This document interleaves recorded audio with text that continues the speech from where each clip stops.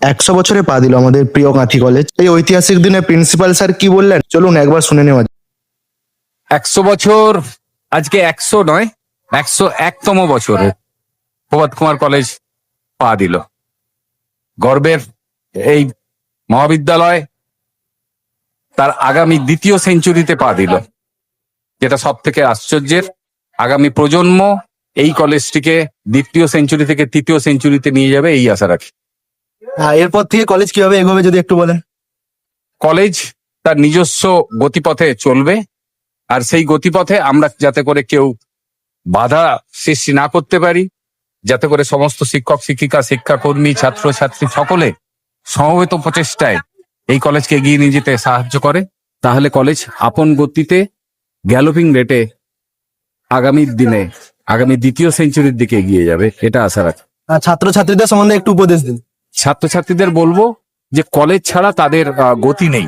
কলেজেই যদি তারা আসে, যদি তাদের পঠন পাঠনটাকে সীমাবদ্ধ রাখে কলেজের ভেতরে, তাহলে তাদের ভবিষ্যৎ উজ্জ্বল হবে।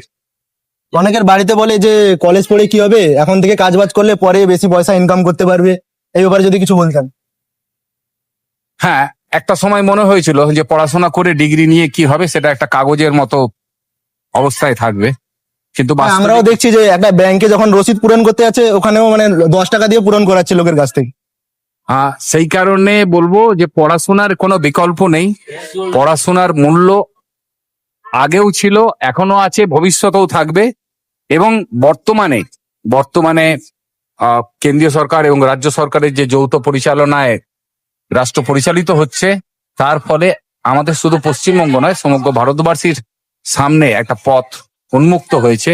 আগামী 2030, 2037 এবং সর্বশেষে 2047 দিকে লক্ষ্য রেখে, বিকশিত ভারতের দিকে লক্ষ্য রেখে পড়াশোনাটাকে সঙ্গে সঙ্গে ছাত্রছাত্রীদেরকে বলবো তারা যেন তাদের স্কিলটাকেও বাড়ায়। কেবলমাত্র পুঁথিগত বিদ্যায় তারা সীমাবদ্ধ না থেকে তাদের দক্ষতাকে বৃদ্ধি করতে চেষ্টা করে, তাহলেই আগামী দিনে আরো অনেক কিছু উন্নতি করা যাবে, এটা আশা রাখি।